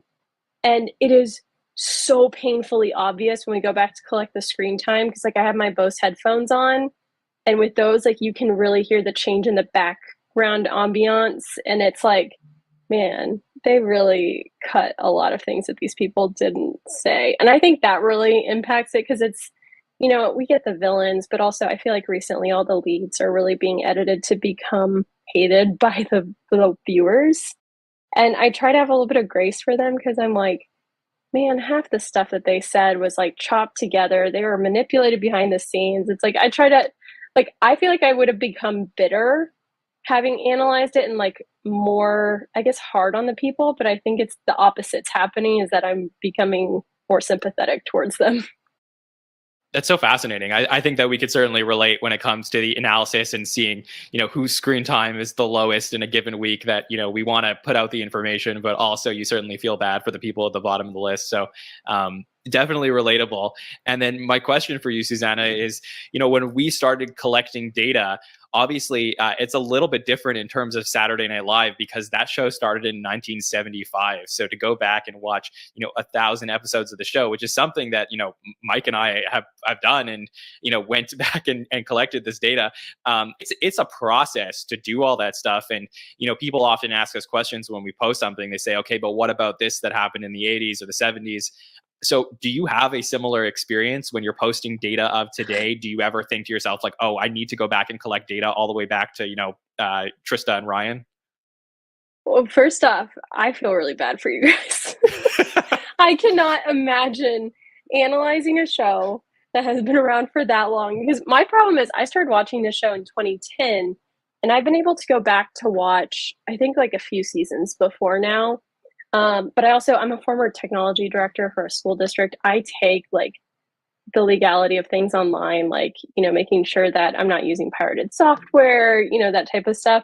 There's, in the Bachelor world, there's this thing, they're called like the dark out years. It's like there are a number of seasons that you literally just can't find online legally. There are ways to find them illegally, but I've gone back to watch some of them, and I just cannot imagine having to go back to analyze all that data. Like when I tried to do fireworks dates, it's like, okay, well, I can go into the transcripts and like, you know, do Command F to like search within the transcripts to search for the word fireworks, or just, you know, anything that I can find to tip me off which episode it was. But there's certain things you have to go back and literally rewatch an entire season just to do one post. That for me, I just cut it off on some post from like, we're only going to go back to 2009, which is like only like, that's a long time ago, and that's a lot of data to put into one post. But yeah, I do get people that there's this one person that literally comments on every single post that I do, and they're like, why don't you go back further? And it's like, why don't you? Like, Yeah, why don't they do it? It's a lot of seasons to watch. Oh So my funny. gosh. Yeah, why don't that's a great question. Something else I've been wondering is, so I remember so distinctly last summer with the whole Bachelor in Paradise thing with Brendan and Piper, that just basically, for anyone here who isn't as like doesn't follow Bachelor as much, which you definitely should, because it's like, honestly, I'm more interested in watching The Bachelor for like the analyzing of it than actually the show itself. So it's just like, that's really the reason that I like watching the show. But so last summer with Brendan and Piper, there was this couple that they were talking so explicitly about like what you do with screen time and followers, and like strategizing their own journey and being like, okay, no, we have to do this for this reason. And it was just like so clear to anyone who follows you and like loves what you do, that like they were just being, you know, there for the wrong reasons, as people say. And it was just cool. That was like the first time I really saw the there for the wrong reasons trope that's been there for years and years in the context of your work, and people like referencing that side of things with these old years, decades long tropes. So in terms of actually having an impact on the show, you obviously have a huge impact on the community around the show. And I feel like that was one of the biggest times when you really actually were impacting the show itself. So what has that been like for you to realize, oh my gosh, I am like impacting people's approach to being on the show, or even I'm impacting the editing that goes on at the show and all of that kind of stuff. Yeah, that day, those 24 hours were probably the most wild time that I've had analyzing this show. I remember because I was watching live, like I didn't have screeners or anything like that, so I didn't know that this was going to happen. And my boyfriend was in the other room because he doesn't watch, he listens from the other room. And the moment happened, and I was like, are they talking about me? And he's like, did they just talk about you? Because they were saying like screen time and Instagram followers. And I was like, wait, like, are they using my language? It was really crazy. That I think in 24 hours, I gained 14,000 followers, which I've never seen anything like that since. But it was really weird because that situation was one, I wanted to cover it appropriately, like these people, they all go on the show to become Instagram influencers, right? I think we can all pretty much say that these days. And I don't think that necessarily makes them bad people. I do think in the situation, if you hadn't watched, Brendan had really treated another girl very badly on the beach, which is why he got a lot of hate for it. But what's really interesting is, that these conversations happen with all these contestants off the beach, like off camera. You know how excited they get because, oh, they're going to go on US Weekly. I wonder how many followers I'm going to get. Like, I went on US Weekly for the first time just before that. And I was like, I wonder how many followers I'm going to get for going on US Weekly. So yeah, I think it's really interesting to see that now they're breaking that fourth wall and really, like, they're showing the people talking about it. I do find it interesting, though, that, especially whenever it is discussed, it is in a negative light. Like, they're here for the wrong reasons just because they want to become an influencer. An influencer has such a negative connotation. What I see is like these people want to leave their jobs and have more flexibility over their lives. But I'm a little bit more biased because I'm somebody who just had the luxury of being able to do that and get my personal life back and finally pay attention to my relationship and my family and my friends. And, Mike, we were talking that we're here in Boston. I've been living here for 6 years and I still haven't been apple picking. I still haven't been to Cape Cod.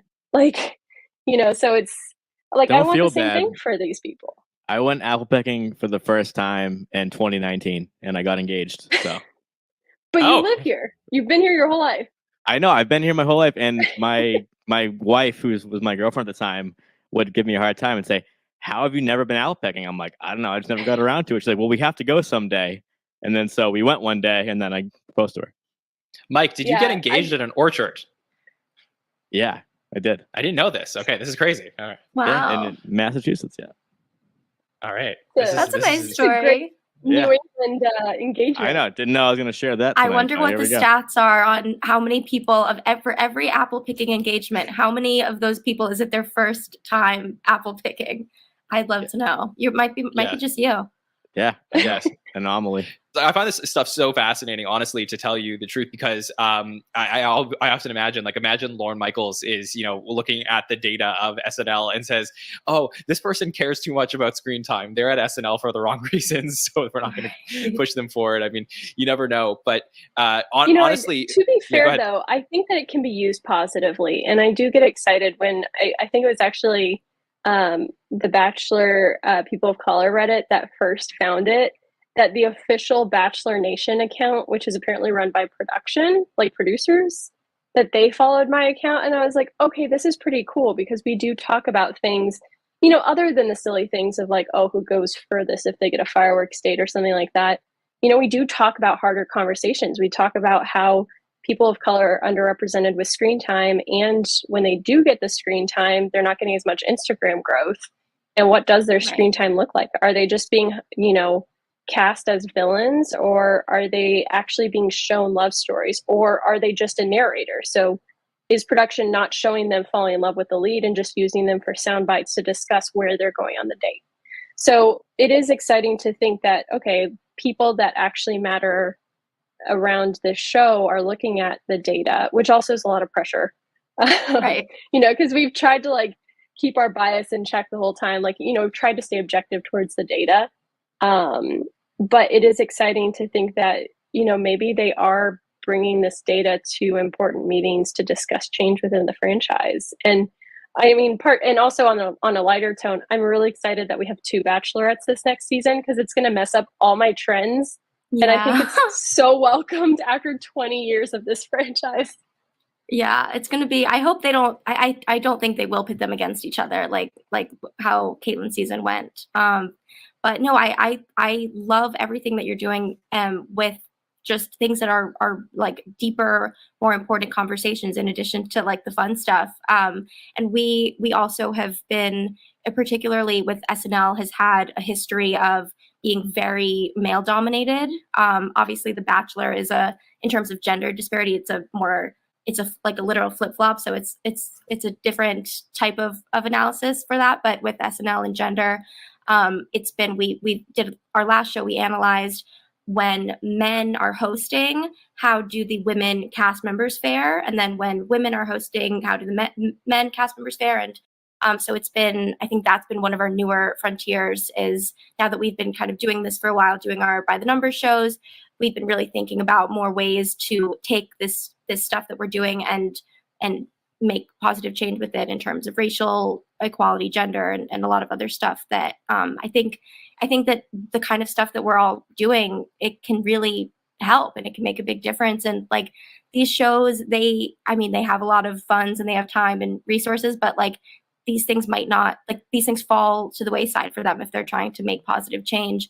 It might just not, they can't really do what we're all doing. So it's cool when they have these resources. And I think also when it's kind of presented to them, like how can they not look at it and be like, okay, this is really amazing information. Like we have to look at it and use it to better our show and to create more positive representation for a lot of different people. So I just have been so impressed with the way that you handle that. And like, it's just been so well done and cool to watch. Thanks. Yeah, I can totally see how that would be, gosh, just huge in SNL. I mean, I'm like a light watcher. I watch, certain episodes every season when somebody I know is going to be hosting or the musical guest. But, I agree. If I think of SNL, the majority of the comedians that I think of are men. And, I think it's one of those things, like we have to do like different trainings in our job. Like I had to do like conflict of interest training. And it's like, how interesting would it be if these people actually were presented our data for bias training, like how people are getting cast in specific skits or, on the Bachelor front, like is our internal bias dictating the storylines that we're producing and then the storylines that we're choosing to edit? Yeah, I think it's just fascinating. I hope it gets used in a positive way behind the scenes because, we're doing the work for them. Like I hope that they, get some benefit out of it. Yeah, I mean, this kind of goes hand in hand with what you're talking about, but I am so curious if you have had conversations with some people who work at the show and what they've expressed their opinions are on you. Does it go in more of a now we have to think about Bachelor Data every time we do something, or is it just like this excitement that you're bringing more engagement to the fan base? To be 100% honest, I try to stay as far away from production people as possible. I don't know. I've been following this franchise for long enough, and I've watched the lawsuits with Reality Steve for, getting too close to some people. And I don't know. I don't want to get in any, like I said, I don't like legal trouble. So yeah, for sure. I always try to stay as far away as possible. I mean, like I do communicate with contestants and leads to confirm their race and different things like that. But yeah, I know that I see a lot of them follow me. So, I assume that there are conversations given they all follow me. So it's an interesting dynamic. Yeah, I wanted to ask you, we do this show that Jon mentioned, By the Numbers, every SNL break. And it's a ton of fun, but one of the hardest and most fun parts about it is creating new stats that we have not done before. And I took a peek at your Instagram before we went on tonight, and I saw a lot of cool things, like how many times they said the word like, or like you mentioned earlier, the red dress thing. And, I have created tons of stats for SNL. I have one that's the most complicated, that talk about the most often about assessing an individual's performance on that episode. And we talk about that a lot on our show. And so I wanted to ask you, either do you have like, what's your most complicated stat that takes the most effort from you, or just like your favorite that is the goofiest? Because there's just so many avenues you can go down other than just raw screen time data, which, you know, usually drives a lot of the other stats. And I'm sure it does for Bachelor too. But I wanted to ask you that because, like, you know, you're the one, maybe the one person I've ever met who can relate to that question. Yeah, I think the hardest analysis that we do every week is, luckily, it's more about the data that we collect. It's the screen time, mainly because it's a 2-hour show. And some weeks we have 2 episodes, so then it's 4 hours. And we collect each time that the focus on the screen changes from person to person. So think about, if there's like 20 women sitting on the couch, we're not going to give everybody screen time. We're going to, if 2 women are fighting back and forth, then we're going to go back and forth between those 2 women in terms of the screen time. And unfortunately, there's lots of fighting on The Bachelor. So normally there's a lot of those segments that will go quickly from a 400 segment episode to like a 600 segment episode. So it's a lot of collecting the timestamps every time that changes. But luckily, I hired a really good friend of mine who has also been watching the show. And before I even started posting on Instagram, I'd send her all my posts to be like, what do you think? And when I was collecting screen time, I was like, oh, guys, like, how would I handle this situation? What do you think? And so she helps me now, thank goodness. But I think the biggest thing about doing this all is that when you have to do the same post or the same analysis or the same things in Excel enough times, you find better ways to do it so you don't have to waste so much time. And that's actually how I learned the majority of my formulas, is I was like doing the things manually. And I was like, there has to be a formula for this. And then, you know, I had to dig through, you know, hundreds of forums and things because I was Googling things wrong and watching videos, and eventually found, you know, a very simple formula. But yeah, I think in terms of the hardest, it just has to do with the screen time collection. And then ones that because a lot of my posts I do in Canva, and a lot of them, it's just a lot of copy and pasting back and forth. So it's more about like, make sure I'm focusing on which person I'm copying and pasting over. Especially at the beginning of the season when you have like 6 Laurens, and it's like, wait, which Lauren was that? The blonde one. Yeah, exactly. Which blonde one? Yeah. The strawberry blonde, the dark blonde, exactly. And they're all Lauren B. And always. But yeah, and then I think the most fun post that we do is just the random things that people will DM me that just randomly hit. So, but also sometimes they're controversial. So I ended up making like the number of times like was said its own post, because it was literally at the point where I couldn't see my DMs because I was getting hundreds of DMs every episode being like, you should do a post on like, you should do a post on like. And it's like, I do one in my stories every week, but then people were missing it. And anyways, so that one got really popular, but then also got a lot of hate towards the women, but then also, you know, being critical of, you know, I'm a girl, I say like a lot. And I think that women in particular are very, I don't know, I guess we're put down a lot for saying that as our filler word, whereas men say another word. We've been coined as ditzy for saying like, and, you know, I can say like and teach people Excel and still be competent, you know, just because public speaking, I didn't spend a ton of time on it. You know, I think women are treated badly because of it. But I think for me, the most fun ones are just when random things hit, like the fireworks date, where people are like, hey, you should analyze this. And it's like, oh, this is an actual trend. Like if you get a fireworks date, you will actually make it really far. And then other ones are like the helicopter trend. It's like nothing. You know, it doesn't really tell you anything. So I think it's fun when those things hit that people get really excited and they're like, oh, I thought that, you know, it's, you know, I get excited with my community. One of the biggest challenges that I personally have found with our data and stats that we post is that I'll often get messages from people who are in our community who will say, you know, SNL, you should just watch it and enjoy it. You know, since when are we turning sketch comedy into a sport? And we get those tweets all the time. We get people, you know, who write this to us. And, you know, the last thing we want to do is take away anyone's enjoyment from it. But I believe that, you know, Mike and I and Nicole, I mean, we all look at SNL a certain way because of the data, and it enhances our viewership actually. So because of that challenge we face, I'm curious if you faced a similar thing with some of the watchers of The Bachelor saying just enjoy the show for the show, and how maybe you tell your listeners or your fans on Instagram why it is important to look at data when you're watching a show. You know, it's interesting. I've actually never gotten that comment. I think the comments I do get that are similar are more whenever I do more, controversial topics. Like race representation, I'll get tons of comments about like, why do we have to make everything political? And it's like, since when did equal representation become political? But that's like a whole different topic for me. And unfortunately, it has become politicized in our climate these days. But I think that's more what I get. I've been, and I haven't really dissected your posts to know, but I try not to make strong statements about like change. Like I try to just present the data, and I've been doing a little bit more posts explaining the data.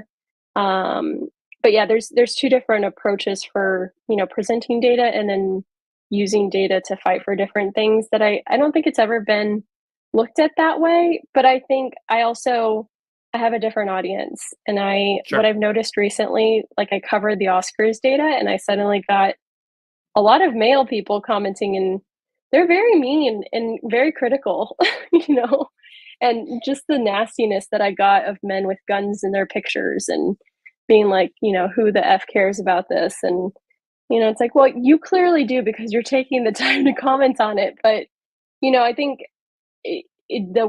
I think luckily my community I've just gotten really lucky with people that are sharing it, and the people who are coming back to engage on it are people who are like, hey, I like this show, and I, watch this as like a fun, turn on at the end of the day when I'm exhausted as a fun way to decompress. And I think it's just, fun, silly things. I do think it's, it's tough whenever you look at certain things in an analytical perspective, especially Instagram follower accounts, and people try to spin it different ways, but it's never come back at me. I don't think. I mean, other than the race, but I think it's just more. I try to look at those comments of they're not talking about me; they're talking about like society as a whole. So makes sense. Yeah, that makes a lot of sense. I also something else like a lot of our data we have on our By the Numbers shows, and we don't create posts on social media about all of them. So I feel like with every type of data you might post, you get a totally different demographic coming at you. Like when you lean into, I know you've been doing your other pop culture data account. So is it kind of like what happens, do you feel like when, or have there been other experiences when you find kind of as you're expanding into your other projects and things, when you bring in more people, has it like, do you find that you have like different fan bases that are all coming together and are different from each other, or can it get kind of like fragmented with the people that you find interacting with you? Yeah, it's been a new experience. I'm not sure if I'm like, I have a different view now on going viral, because the first time I went viral was with Brendan and Piper, where I looked at their Instagram growth and I overlaid it with the Loki music of like the bah, bah, and it just kept showing like, them just dropping in follower counts, and then the other girl who got screwed over growing. And right. Like I went viral, but I went viral with people who care about dating shows, which is generally women. And then with this Oscars data, I went viral, but with everybody, and it was everybody. It's definitely scared me off a little bit. I think, the algorithm can help you sometimes, but then it can also throw a lot of people at you that aren't necessarily your target audience. So when I designed that Oscars growth post, I was thinking about my followers, and then I got hit with a lot of people who are not my followers. So I think it's kind of making me rethink how I do certain posts, where I post them. And it's one of those things, like you guys said, there's just tons of data that I collect that it never ends up becoming a post. Partially because it takes a lot of time, and I know you guys understand that.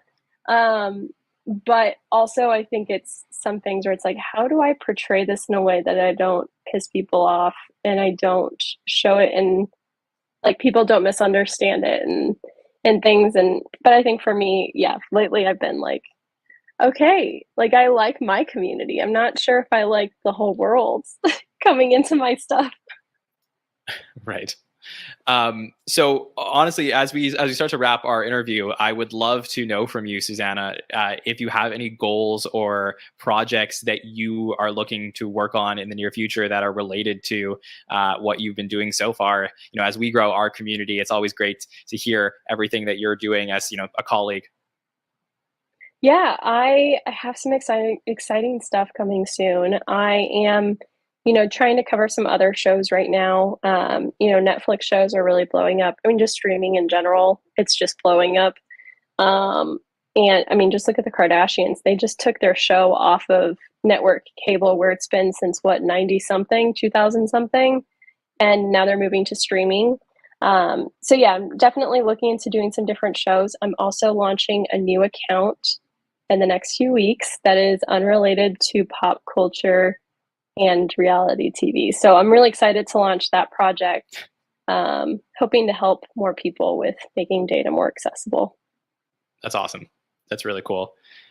I can't thank you enough for joining us. We hope, if there's one thing that you got out of talking to us tonight, I hope is that we can get you to watch more Saturday Night Live. Yes. Yes. Yes. Well, I always love it. I mean, gosh, Weekend Update it's just been my favorite for years now. And I feel like if I don't watch the whole episode, I always end up watching pieces of it the next day. Well, I think I can speak for all of us, quite literally speaking over Jon here, but if you ever find yourself watching like we do it pretty much once a month, once every 6 weeks or so. Like if you ever find that you're watching like 3 or so episodes in a row of SNL and you want to come on one of our By the Numbers shows and talk about it, open invitation. You're always 100%. welcome. Awesome. And love to see the work that you guys are doing. Thank you so much. Can you please, I would do your plugs, but honestly, I think you should because I'm, it's so impressive everything you're doing. So please tell the listeners Tell where us to find everything, where we can find you, how everyone can support all the things that you're working on. Yeah, I'm Bachelor Data on Instagram, TikTok. I'm kind of on Twitter, but like you guys said, it's a scary area sometimes. And then I also have a course teaching people Excel on Thinkific, where I'm also bachelordata.thinkific.com. Okay, we are back. We are back. Hi, everybody. Thank you so much to Suzana for joining us from Bachelor Data. Really great to get to hear from her. Always wonderful to get to talk to people who love data just as much as we do. And obviously, great job to past Jon, past Nicole, and past Mike for that interview. But I do have to say, for those who stuck around, Mike Murray, who are you wearing? Oh my! I just got inspired. I just saw Nicole's quick post Met Gala tonight. Like I said, if I knew, I would have dressed up. So, yes. Here we go. So Yes. is this? It's giving Pete Davidson. I think it's Is that a right? little Blues Brothers. What he's going for here, Mike. I'll take either. Yes. It's a mix. It's a perfect hybrid. Yeah, for sure. Well, if you listened to that interview and you enjoyed it, I really hope you did because it was really fun to get to talk to Suzana. Obviously, there's a lot of connections between collecting data for SNL and other things that happen on television, be it from professional sports or different reality TV. So it's really, really cool to get those connections and obviously make sure to follow and check out everything that she's doing. So as we begin to wrap our episode and obviously talk about what's to come, let's look forward to these 3 shows in May. So hopefully we'll get more information about what exactly, like who is going to be hosting, who are the musical guests, more details over the next few days. But Nicole, just, major thoughts, anything you're looking forward to in May? Yeah, I just burped a little bit. Sorry.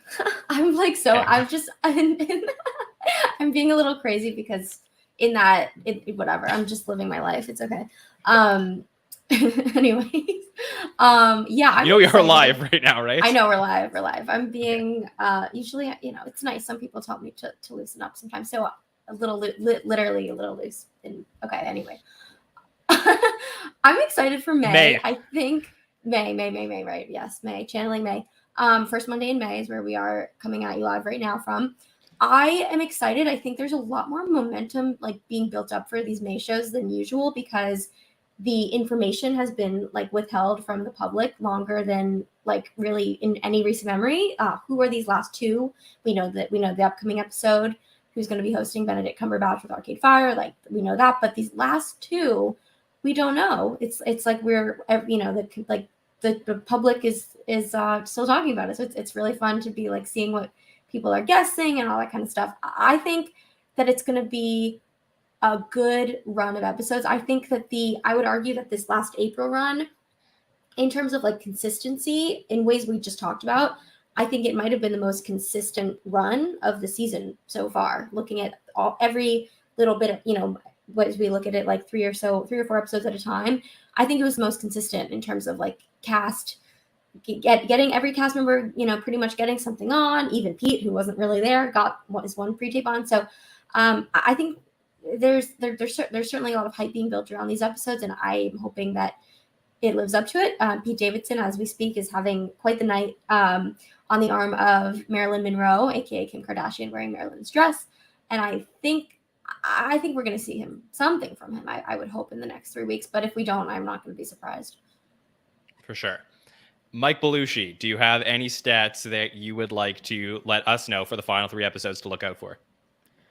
Well, first of all, I just got to point out that we're living in a golden age of data and stats. And it's been for a few years now, I've been on a mission from God and bringing you the data for SNL. So I'm happy to be that guy, and I'll continue to be that guy. So I don't know if we describe this for the audio listeners, but like Mike is in sunglasses. He's wearing big headphones, which I don't know. Were you wearing them before? Maybe you were. I was wearing these, yeah. You were before, but they're more pronounced now with the sunglasses, and then a nice little suit tie. Ray Charles, Stevie Wonder, he's pulling off. Yeah, I got the piano right here. Oh, yes. Flashy red piano. All right, proceed. Okay. I just needed to paint the picture. Yes, go ahead. So basically, 3 episodes left. I'll be looking for clues, statistically, because I was, going into last season's finale. It opened up with our vets, Keenan, Kate, Cecily, 80, right on home base, and we're like, this is it. Like we're getting the goodbye that we normally wish for, that we only get for like, a Kristen Wiig, and we didn't get for Sudeikis. And we look for these clues, and then we got Pete Davidson talking about his basically growing up on SNL on Update. We got Cecily doing Janine Pirro in the vat of red wine, and some epic tosses towards Jost on the desk. And guess what? None of it happened. It was actually Beck's last show, but data-wise, it was like Beck's second highest total of the season. So Beck was in there a lot. It was 80's highest of the season, but she stayed. I think a lot of the speculation was they wanted a full non-COVID season. So if they had those feelings that they could be the end last year, look for them this year. Where in the meantime, Lauren Holt was the other one who left, and she really fizzled out the end. Only got 3 minutes 2 seconds of screen time in the last 5 episodes. So if you're looking for like a lesser departure, then you might not get a clue. They might just kind of fizzle out. But I'll be looking for those. So I'm excited. I think this is going to be one of the biggest finales we've seen in a while, and it's definitely going to be the best By the Numbers show postseason. So I can't wait. Yes. Yeah, for sure. I'm pumped. I'm so excited for these 3 shows. Like I said, took a little bit of a break, and now I'm raring to go to talk about all the episodes that are coming up, and it's going to be really fun. So let's talk about what's coming up here on the SNL Network, and we're going to get back into our regularly scheduled programming. Let me just make sure I'm not disappeared from the screen. There I am. Hello. So the regularly scheduled programming, a quick programming note for a couple things that might be a little bit different this week than what you're used to. This Thursday, we will not have our Hollywood Dish show. That will be coming back for the final 2 episodes of the season. So you got your, I know Mike with the thumbs down. I know he loves his Hollywood Dish, but your Nicole and Rebecca Fix will be there for the next 2 weeks. And of course, you got some Nicole Rovine tonight. But then we will be back for our Hot Take show this Saturday night, right after the Benedict Cumberbatch and Arcade Fire episode. Now, I'm not 100% sure that I will be there in the host chair. Andrew Haynes will be there in the host chair potentially, or as a panelist. Bill Kenny will be there as well, and Kaylee Morrison. So the show will be in great hands if I'm not there. The reason I may not be there is because I am actually traveling to New York City tomorrow. I will be spending some time with Nicole. We'll be doing some fun things that are podcast related, and I'm hoping to share those in the future. So I'll be hanging out with Nicole a lot this week, and Mike Murray is going to be driving out to New York. So we'll be seeing him on Friday night as well. So I'll get to see some of the podcasters and some of the people. I mean, we started the SNL Network, or as SNL Stats originally, during COVID. And when I started this show, the border was closed. I could not meet any of the friends that I've made at the SNL Network throughout the last couple of years. And I'm so excited that I get to see some of you guys. So, of course, if any of the listeners are in New York and you would like to send me a DM or send it to our account, let us know that you want to meet up with us. We'd be happy to meet you at some point.